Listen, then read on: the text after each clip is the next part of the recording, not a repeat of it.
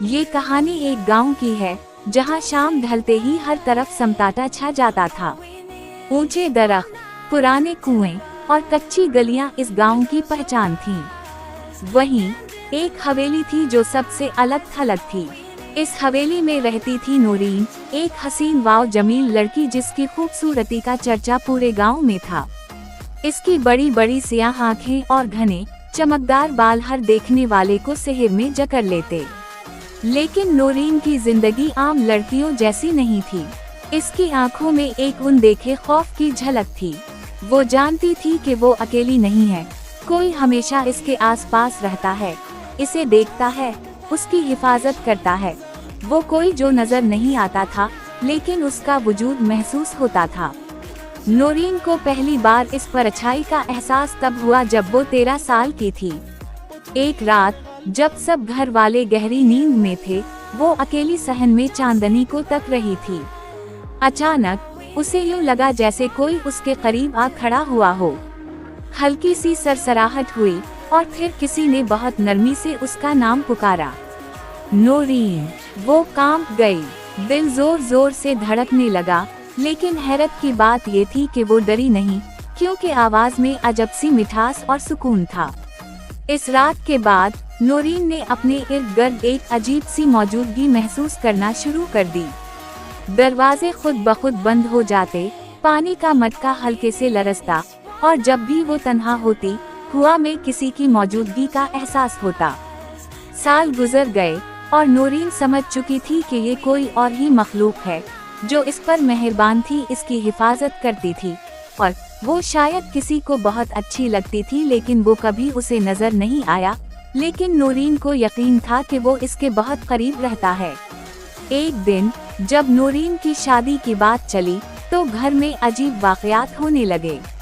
कभी रात को दरवाजे जोर से बजने लगते, कभी छत से कोई वजनी चीज गिरने की आवाज आती, और कभी आंगन में रखा पानी सुर्ख हो जाता, जैसे किसी ने खून डाल दिया हो। घर वालों को लगा कि किसी ने जादू कर दिया है, लेकिन नूरीन जानती थी कि ये सब उसी की वजह से हो रहा था। हैरत की बात ये थी कि वो जिन नूरीन के घर वालों के साथ बुरा सलूक नहीं करता था, बल्कि कई बार उनकी मदद भी कर चुका था। अगर कोई बीमार होता तो दवा के बगैर ही ठीक हो जाता, अगर कोई चीज खो जाती तो चंद लम्हों में वहीं पड़ी मिल जाती, और अगर कोई चोर हवेली में घुसने की कोशिश करता तो सुबह उसे घर के बाहर बेहोश पाया जाता। नूरीन भी दिल ही दिल में इस जिन की मोहब्बत को महसूस करने लगी थी। वो कभी नजर नहीं आया, लेकिन उसकी मौजूदगी ने नूरीन को तन्हाई का एहसास नहीं होने दिया। एक रात नूरीन ने हिम्मत करके सवाल कर ही लिया, तुम कौन हो और मुझसे ऐसा बर्ताव क्यों करते हो? चंद लम्हे खामोशी रही, फिर एक सरगोशी हुई। मैं वो हूँ जो तुम्हें बचपन से देख रहा है, तुम्हारी हर मुस्कुराहट, हर आंसू का गवाह हूँ। मैं वो हूँ जो तुमसे मोहब्बत करता है नूरीन, और चाहता हूँ कि तुम मेरे साथ चलो। नूरीन की रूह कांप गई।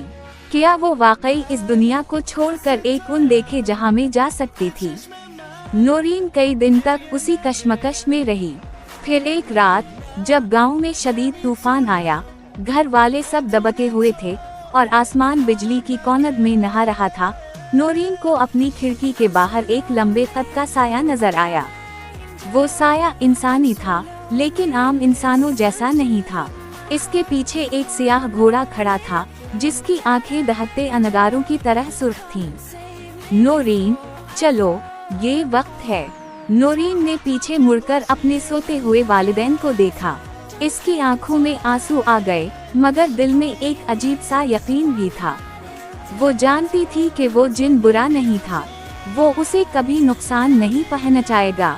इसने आहिस्ता से दरवाजा खोला, एक आखिरी नजर अपने घर पर डाली, और इस साए के साथ सियाह घोड़े पर सवार हो गई। जैसे ही वो घोड़े पर बैठी, एक जोरदार झटका महसूस हुआ, और देखते ही देखते वो घोड़ा फिजा में बुलंद होने लगा। नूरीन के लिए ये सब एक ख्वाब की मानिंद था। वो हवा में उड़ती जा रही थी, नीचे पूरा गांव छूटता जा रहा था। जिन ने आहिस्ता से कहा, अब तुम मेरी दुनिया में हो, जहां तुम्हें कोई तकलीफ नहीं दे सकता। नूरीन ने पीछे मुड़कर देखा।